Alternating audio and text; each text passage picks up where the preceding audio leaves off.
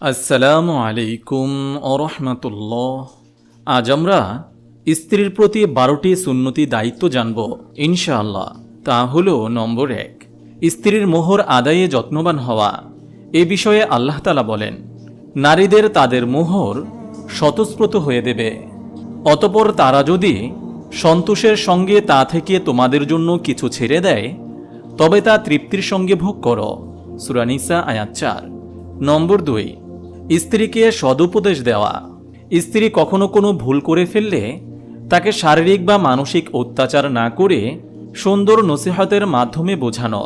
রাসূল সাল্লাল্লাহু আলাইহি ওয়াসাল্লাম বলেছেন, তোমরা নারীদের উত্তম নসিহত প্রদান করবে, কেননা নারী জাতিকে পাঁজরের হাড় থেকে সৃষ্টি করা হয়েছে, আর পাঁজরের হাড়গুলোর মধ্যে উপরের হাড়টি বেশি বাঁকা। তুমি যদি তা সোজা করতে যাও তাহলে তা ভেঙে যাবে, আর যদি ছেড়ে দাও তাহলে সবসময় তা বাঁকাই থাকবে। কাজেই নারীদের নসিহত করতে থাকো। সহিহ বুখারী হাদিস নম্বর 3331। নম্বর 3, সামর্থ্য অনুযায়ী ভরণপোষণ দেওয়া। মুআবিয়া আল কুশাইরি রাদিয়াল্লাহু তাআলা আনহু বলেন, একবার আমি রাসূল সাল্লাল্লাহু আলাইহি ওয়াসাল্লামের কাছে এসে বললাম, আমাদের স্ত্রীদের হক সম্পর্কে আপনি কি বলেন? তিনি বলেন, তোমরা যা খাবে তাদেরকেও তাই খাওয়াবে, এবং তোমরা যা পরবে তাদেরকেও তাই পরিধান করাবে। তাদেরকে প্রহার করবে না এবং গালিগালাজ করবে না।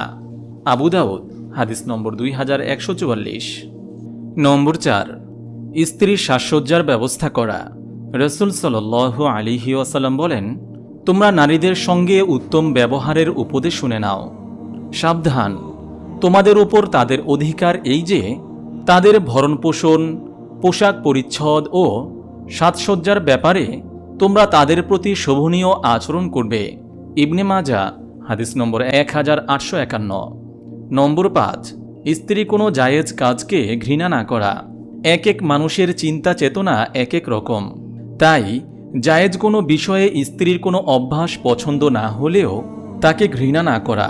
আবু হুরায়রা রাদিয়াল্লাহু তাআলা আনহু বলেন, রাসূল সাল্লাল্লাহু আলাইহি ওয়াসাল্লাম বলেছেন, কোনো মুমিন পুরুষ কোনো মুমিন নারীর প্রতি বিদ্বেষ ঘৃণা পোষণ করবে না, কেননা তার কোনো জায়েজ অভ্যাসকে অপছন্দ করলে তার অন্য কোনো অভ্যাস সে পছন্দ করবে। সহিহ মুসলিম হাদিস নম্বর 3540।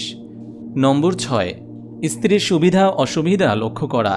আনাস ইবনে মালিক রাদিয়াল্লাহু তাআলা আনহু থেকে বর্ণিত, তিনি বলেন, উম্মে সুলাইম রাদিয়াল্লাহু তাআলা আনহা রাসূল সাল্লাল্লাহু আলাইহি ওয়াসাল্লামের স্ত্রীদের সঙ্গে ছিলেন এবং একজন উটচালক তাদের উট হাঁকাচ্ছিল। রাসূল সাল্লাল্লাহু আলাইহি ওয়াসাল্লাম বলেন, হে হানজাসা, কাচ পাত্র নিয়ে আসতে চলো। সহিহ মুসলিম হাদিস নম্বর 5933। নম্বর 7, স্ত্রীদের প্রতি যত্নশীল হওয়া। মহানবী সাল্লাল্লাহু আলাইহি ওয়াসাল্লাম তার স্ত্রীদের প্রতি অত্যন্ত যত্নশীল ছিলেন। তিনি প্রতিদিন তার স্ত্রীর খোঁজ নিতেন এবং সবার সঙ্গে কিছুক্ষণ সময় কাটাতেন। আব্দুল্লাহ ইবনে আব্বাস রাদিয়াল্লাহু তাআলা আনহু থেকে বর্ণিত, ফজরের নামাজের পর নবীজি সাল্লাল্লাহু আলাইহি ওয়াসাল্লাম নামাজের স্থানে বসে থাকতেন। সূর্যোদয়ের আগ পর্যন্ত লোকেরাও তার চারপাশে বসে থাকত। অতঃপর তিনি তার প্রত্যেক স্ত্রীর কাছে যেতেন, তাদের সালাম দিতেন, তাদের জন্য দোয়া করতেন, আর যার দিন থাকত তার কাছে গিয়ে বসতেন। তাবরানী হাদিস নম্বর 8764। এছাড়াও রাসূল সাল্লাল্লাহু আলাইহি ওয়াসাল্লাম প্রতি রাতে সব স্ত্রীদের একত্র করে তাদের খোঁজ নিতেন। আয়েশা রাদিয়াল্লাহু তাআলা আনহা থেকে বর্ণিত, খুব কম দিনই হতো যে রাসূল সাল্লাল্লাহু আলাইহি ওয়াসাল্লাম তার সব স্ত্রীর কাছে যেতেন না এবং তাদের সঙ্গে সহবাস ছাড়া ঘনিষ্ঠ হতেন না। আবু দাউদ হাদিস নম্বর 2137। নম্বর 8, চিত্ত বিনোদন ও মানসিক প্রশান্তির ব্যবস্থা করা। স্ত্রীদের মানসিক প্রশান্তির জন্য রাসূল সাল্লাল্লাহু আলাইহি ওয়াসাল্লাম তাদের সঙ্গে ক্রিয়া কৌতুকও করতেন।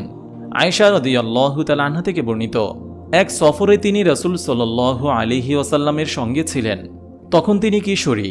রাসূল সাল্লাল্লাহু আলাইহি ওয়াসাল্লাম সঙ্গীদের বললেন, তোমরা এগিয়ে যাও। অতঃপর আয়েশা রাদিয়াল্লাহু তাআলা আনহাকে বলেন, এসো দৌড় প্রতিযোগিতা করে।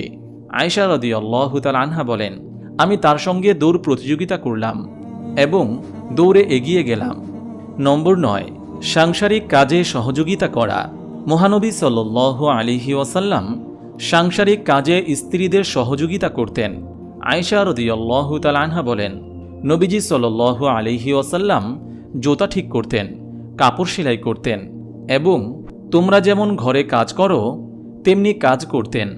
মুসনাদে আহমদ, হাদিস নম্বর 25380। নম্বর 10, মান অভিমানে সহানুভূতিশীল হওয়া। স্ত্রীরা কখনো অভিমান করলে বা মন খারাপ করলে রাসূল সাল্লাল্লাহু আলাইহি ওয়াসাল্লাম তাদের প্রতি সহানুভূতিশীল আচরণ করতেন। এক সফরে রাসূল সাল্লাল্লাহু আলাইহি ওয়াসাল্লাম এগিয়ে যান এবং সাফিয়া রাদিয়াল্লাহু তাআলা আনহা পিছিয়ে পড়েন। এতে তিনি কেঁদে ফেলেন। মহানবী সাল্লাল্লাহু আলাইহি ওয়াসাল্লাম তখন নিজ হাতে তার চোখ মুছে দেন এবং কাঁদতে নিষেধ করেন। নম্বর 11, স্ত্রীদের সঙ্গে খুনসুটি করা। মহানবী সাল্লাল্লাহু আলাইহি ওয়াসাল্লাম তার আচার আচরণে স্ত্রীদের প্রতি ভালোবাসা প্রকাশ করতেন এবং নানা খুনসুটি করতেন তাদের সঙ্গে। আয়েশা রাদিয়াল্লাহু তাআলা আনহা থেকে বর্ণিত, আমিও রাসূল সাল্লাল্লাহু আলাইহি ওয়াসাল্লাম একই পাত্র থেকে গোসল করতাম যা আমাদের মধ্যে থাকত।